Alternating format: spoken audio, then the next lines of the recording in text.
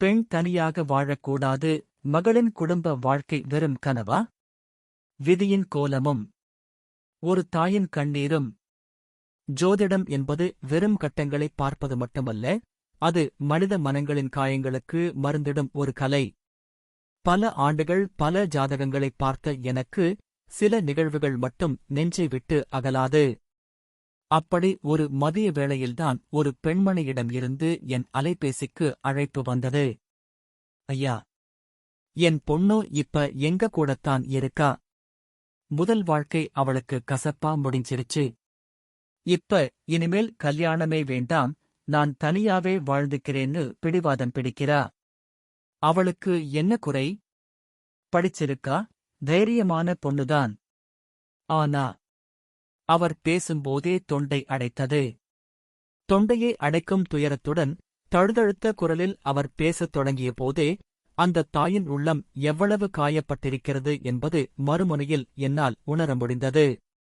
ஒரு நீண்ட பெருமூச்சுக்குப் பிறகு தொடர்ந்தார். பெத்த மனம் பிதற்றுதுங்க ஐயா. நாளைக்கு நாங்க இல்லாதப்போ அவ கதி என்ன? சுத்தி இருக்கிறவங்க காட்டுற அந்த போலியான பரிதாபம் வெந்த பொண்ணுல வேலை பாய்ச்சுற மாதிரி இருக்கு. அவ விருப்பம்னு விட்டுடலாம்தான். ஆனா காலத்துக்கும் அவளை தனி மரமா விட்டுட்டு பெத்தவங்களால நிம்மதியா உயிர் விட முடியுமா? அவளோட வாழ்க்கை இப்படி ஒரு தனிமரமாவே நின்னு போயிடுமா ஐயா? இல்ல, மறுபடியும் ஒரு கணவன், குழந்தைன்னு அவளுக்கொரு அழகான கூடு அமையுமா? அந்த சந்தோஷத்தை மறுபடியும் அவ கண்ணுல பார்க்கிற பாக்கியம் இந்த பெத்தவங்களுக்கு கிடைக்குமா? என் மகளோட ஜாதகத்தை பார்த்து நல்ல பதில் சொல்லுங்க ஐயா. அந்த தாயின் ஒவ்வொரு வார்த்தையிலும் ஒரு தவிப்பு இருந்தது. தனியா இருந்துடுவேன் என்று சொல்லும் மகளின் வைராக்கியம் ஒருபுறம், காலம் முழுதும் அவளால் இதை சமாளிக்க முடியுமா என்ற தாயின் யதார்த்தமான பயம் மறுபுறம். அவர்களிடமிருந்து ஜாதகக் குறிப்புகளைப் பெற்று உயர்கணித கேபி சாறு ஜோதிட முறையில் அட்வான்ஸ்ட் கேபி ஸ்டெல்லர் ஆஸ்ட்ரோலாஜி கிரகங்களின் நிலைகளை நுணுக்கமாக கணித்து பலன்களை ஆராயத் தொடங்கினேன். ஜாதகத்தை ஆழமாக பார்த்தபோது 3 முக்கியமான காரணங்கள் என் கண்ணில் பளிச்சென்று பட்டன. செவ்வாயின் பலவீனம். பெண்ணுக்கு திருமண காரகனான செவ்வாய் பகவான் 2 மற்றும் 8 ஆகிய பாவங்களின் உப அதிபதிகளின் நட்சத்திரத்தில் அமர்ந்து முதல் திருமண வாழ்வில் போராட்டங்களை ஏற்படுத்தியிருந்தார். தசாபுத்தியின் நெருக்கடி. திருமணம் நடைபெற்ற காலத்தில் சனி தசை 2, 5, 8, 11 ஆகிய பாவங்களைக் காட்டியது. அதோடு ராகு புத்தி 6 மற்றும் 12ஆம் பாவங்களை தொடர்பு கொண்டு புத்தியின் ஆரம்பத்திலேயே திருமணத்தை நடத்தி பின் பிரிவையும் தந்துவிட்டது. 7ஆம் பாவ தொடர்பு. களத்திர ஸ்தானமான 7ஆம் பாவம் பாக்கிய ஸ்தானமான 9ஆம் பாவத்தோடு ஜனன ஜாதகத்திலேயே தொடர்பு பெற்றிருந்தது. இது ஒரு மாறுதலான வாழ்வையே, டிஃபரண்ட் டெஸ்டினி, முன்கூட்டியே குறித்திருந்தது. ஜனன ஜாதகம் எனும் விதி, ப்ராமிஸ் ஆஃப் சார்ட் ஒருபுறம் இருக்க, தசாபுத்தி எனும் மதி, டைம் ஃபேக்டர் சாதகமற்ற நேரத்தில் குறுக்கிட்டதால் காலம் இவர்கள் வாழ்க்கையில் விளையாடிவிட்டது என்பதை உணர்ந்தேன். அம்மா, உங்கள் மகளின் ஜாதகத்தை ஆராய்ந்ததில் ஒரு விஷயம் தெளிவாகத் தெரிகிறது. முந்தைய திருமண நிகழ்ந்த காலகட்டம் கிரக நிலைகளின்படி முற்றிலும் தவிர்க்கப்பட வேண்டிய ஒரு சோதனை காலம். அந்த தவறான நேரத்தில் எடுக்கப்பட்ட முடிவின் விளைவைத்தான் உங்கள் மகள் இப்போது அனுபவித்துக் கொண்டிருக்கிறார். இது அவர் ஜாதகத்தின் குறையல்ல, காலத்தின் கோலம் மட்டுமே. ஆனால் இப்போது நிலைமை மாறிவிட்டது.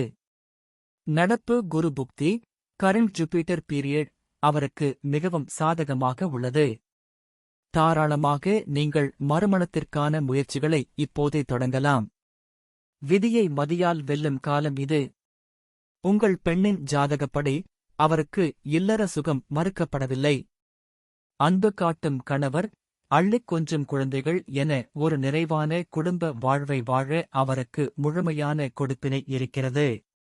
விதி எதையும் தட்டிப் பறிக்கவில்லை, காலம் சற்று தாமதப்படுத்தியிருக்கிறது, அவ்வளவுதான். கவலைப்படாதீர்கள், நல்லதே நடக்கும். உங்கள் மகள் இப்போது ஒரு விதமான உளவியல் அழுத்தத்தில் இருப்பாங்க. முதல் திருமணத்தில் ஏற்பட்ட கசப்பான அனுபவம் ஆண்கள் எல்லோருமே இப்படித்தான் என்ற ஒரு பிம்பத்தை அவங்க மனதில் பதித்திருக்கலாம். ஆனால் உலகம் அவ்வளவு மோசமானது அல்ல. அம்மா, காலம் தப்பிப் போன கனவுகளை எண்ணிக் கண்ணீர் விடுவதை நிறுத்துங்கள். காலம் கடத்தாமல் அவங்களுக்கு ஒரு மறுமணத்தை நிச்சயம் செய்யுங்கள். இது வெறும் இரண்டாவது திருமணம் அல்ல. இது அவங்களது கசப்பான கடந்த காலத்திலிருந்து கிடைக்கும் ஒரு உன்னதமான மறுபிறவி. விழுந்த இடத்திலேயே அமர்ந்து அழுதால் பட்ட காயம் ஆறாது அம்மா. அந்த இடத்தை விட்டு எழுந்து நடக்கத் தொடங்கினால்தான் வாழ்க்கை ஒரு புதிய நந்தவனத்தை நோக்கி நகரத் தொடங்கும். உங்கள் மகள் அந்த நந்தவனத்தில் மீண்டும் பூத்துக் குலுங்கப் போகிறாள். பாருங்கள் அம்மா. திருமணமே வேண்டாம் என்று வைராக்கியம் பேசும் உங்கள் மகளிடம் போய் தயவு செய்து எந்த அறிவுரையும் சொல்லாதீர்கள். அறிவுரைகள் இப்போது அவங்களுக்கு கசப்பாகத்தான் இருக்கும். அதற்குப் பதிலாக ஆழ்மனதை சிந்திக்க வைக்கும் இந்த 2 கேள்விகளை மட்டும் மெல்ல முன்வையுங்கள். முதல் கேள்வி, மகளே, தந்தை எனும் நிழல் எப்போதும் உனக்குக் குடையாக இருக்க முடியாது. காலம் ஒரு நாள் எங்களை பிரிக்கும்போது இந்த உலகில் நீ தனி மரமாக நிற்பதை உன்னால் கற்பனை செய்து பார்க்க முடிகிறதா? உன் தாய் தந்தையின் காலத்திற்குப் பிறகு உனக்கென ஒரு சொந்தமான கூடு வேண்டாமா? இரண்டாவது கேள்வி, உன் தந்தை எவ்வளவு உன்னதமான மனிதர்? உன்னை தன் உள்ளங்கையில் வைத்து தாங்கும் ஒரு தந்தை உனக்கு இருக்கும்போது அதே போன்ற ஒரு அன்பான துணை உனக்கு கிடைக்காது என்று ஏன் முடிவெடுக்கிறாய்? காலம் எல்லாவற்றையும் புரிய வைக்கும் அம்மா.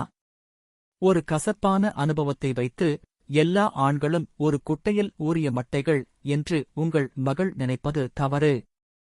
ஒரு நல்ல துணையின் வருகை அவங்க இழந்த வசந்தத்தை மீண்டும் கொண்டு வரும். காரியம் கைகூடும் எளிமையான பரிகாரங்களை பரிந்துரைத்து உரையை முடித்தேன். எங்கள் நீண்ட உரையாடலுக்குப் பிறகு அந்த தாயின் குரலில் ஒரு மெல்லிய நம்பிக்கை துளிர்விடுவதை என்னால் உணர முடிந்தது. கலக்கத்துடன் வந்தவர் இப்போது ஒரு தெளிவான உறுதியோடு விடைபெற்றுச் சென்றார். காலம் உருண்டோடியது. சரியாக 6 மாதங்கள் கழித்து ஒரு நாள் காலை என் அலைபேசி ஒலித்தது. மறுமுறையில் அந்த அம்மா. ஆனால் அன்று அவர் குரலில் நடுக்கமில்லை, மாறாக ஒரு பேரானந்தம் இருந்தது. ஐயா, நீங்க சொன்ன மாதிரியே என் பொண்ணு மனசு மாறிட்டா. அவளுக்கு பிடிச்ச மாதிரியே எங்க சொந்தத்திலேயே ஒரு நல்ல வரன் அமைஞ்சிருச்சுங்க. அடுத்த மாசம் கல்யாணம். நீங்க கொடுத்த அந்த நம்பிக்கைதான் என் மகளோட வாழ்க்கையை மீட்டுத் தந்திருக்கு என்று சொல்லும்போதே அவர் குரல் தழுதழுத்தது. அந்த தாயின் கண்களில் இருந்து வழிந்த ஆனந்தக் கண்ணீர் தொலைபேசியின் வழியாகவும் என் மனதை நனைத்தது. மிக்க நன்றி ஐயா என்று அவர் சொன்னபோது ஒரு ஜோதிடனாக நான் அடைந்த திருப்தியை விட ஒரு பெண்ணின் வாழ்வு மலர்ந்ததை எண்ணி ஒரு மனிதனாக நான் அடைந்த நிம்மதிதான் பெரியது. ஜோதிடம் என்பது வெறும் கட்டங்களை பார்ப்பது மட்டுமல்ல, அது ஒரு வாழ்வியல் வழிகாட்டி. பதிவில் குறிப்பிட்டுள்ள பெண்ணின் வாழ்க்கையில் ஏற்பட்ட அந்த வசந்தம் உங்கள் வீட்டிலும் அல்லது உங்களுக்கு தெரிந்தவர்களின் வாழ்விலும் வீசக்கூடும். உங்கள் கருத்து என்ன? இந்தச் சூழல் குறித்து நீங்கள் என்ன நினைக்கிறீர்கள் என்பதை கமெண்டில் பகிருங்கள். இந்தக் கட்டுரையை இறுதிவரை வாசித்தமைக்கு எனது மனமார்ந்த நன்றிகள்.